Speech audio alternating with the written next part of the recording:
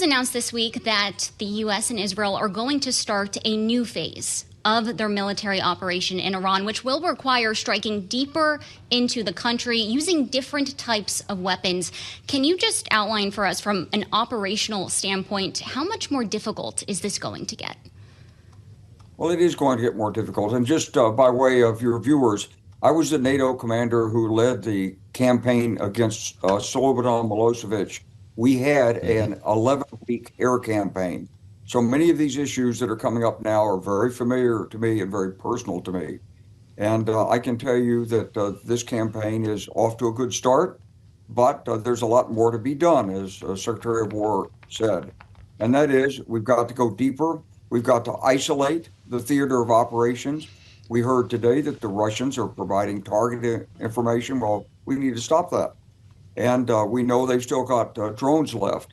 And we need to be able to protect our friends and allies, Israel and our Gulf friends, from those drone strikes. And we also have to get the ships moving through that channel of the Straits of Hormuz and get the oil market moving again.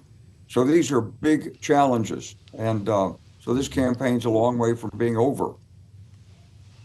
We spoke, General, and it's great to have you back on Bloomberg with Ben Jensen at the Center for Strategic and International Studies, who's been tracking as closely as one can our level of munitions, with a lot of questions about our stockpile of missiles, particularly interceptors. Here's what he told us last evening. So once you take out their air defenses, you don't need stealth fighters like the F-35. You can have high-altitude, slow-flying MQ-9s doing what's called a strike box. I can have that sit, because there's no person in the cockpit.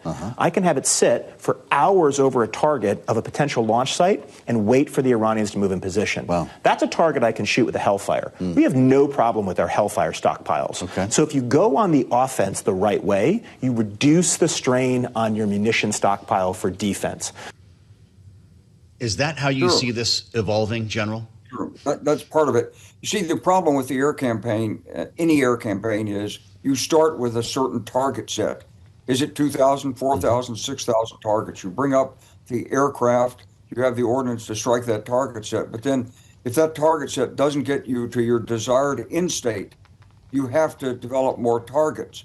And generating these targets, that's the whole key to this air campaign. So where are those launch sites? Where are the underground storage? Where is the nuclear stuff that's been hidden and moved into the interior of the country? So we have to have the ability to generate those target sets. Otherwise, the air power doesn't do any good. Now, I think it's a good thing to have the ability to stand off above and wait for a target to show up. And you might get it. But Iran's a big country. And one of the basic principles of any military operation is you have to isolate the theater of operations.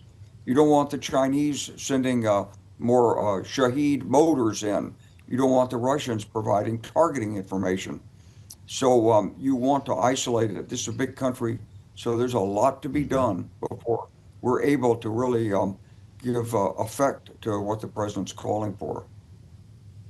Well, I am wondering what you make of the targets that Iran is hitting. We have a headline crossing the Bloomberg terminal right now that a military base at Baghdad airport was targeted by a drone attack, according to the AFP. We also saw energy infrastructure in Saudi Arabia hit, data centers in the UAE hit. How exposed are critical infrastructure assets in the region, and how does the U.S. think about that, along with our allies, amid a large military campaign? Well, first of all, of course, I wasn't part of the planning, so I'm not sure how we anticipated this, but it should have been anticipated. And these countries all have certain defense systems. We probably didn't anticipate the effectiveness of the Russian targeting of the Iranian assets. It's been pretty exact and maybe contributed to the 6 Americans we lost there in Kuwait. But the key to this is a better offense, not just defense. So we've got to be more effective at taking out the launch sites and the stockpiles of the drones. And this is a big, big target set, and we probably don't have the targets yet for it. So it's important to intensify that part of the campaign. and How much, get this cut off. General, how much do you worry about this widening? This is a war that has now involved 12 countries, if I can call it a war. And there's reporting today by the Washington Post that Russia is now providing Iran with targeting information and intelligence to help attack American forces in theater. What are the odds that this becomes a much wider regional, if not global, conflict?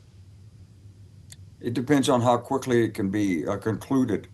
And this is why it's important that some channel be kept open while the pressure is put on the Iranians to, at some point, hear them when they cry uncle and get it stopped. That's what we would want to see. And of course, they would have to meet our objectives.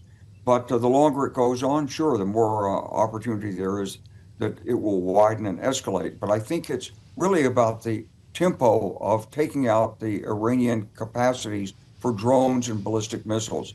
The more rapidly you can do it, the more effectively you can contain the escalation. It's in Iran's interest to escalate, to make a mess of the situation, to cause all kinds of pressures internationally and domestically on the United States to stop this. So we have to take out their abilities to escalate.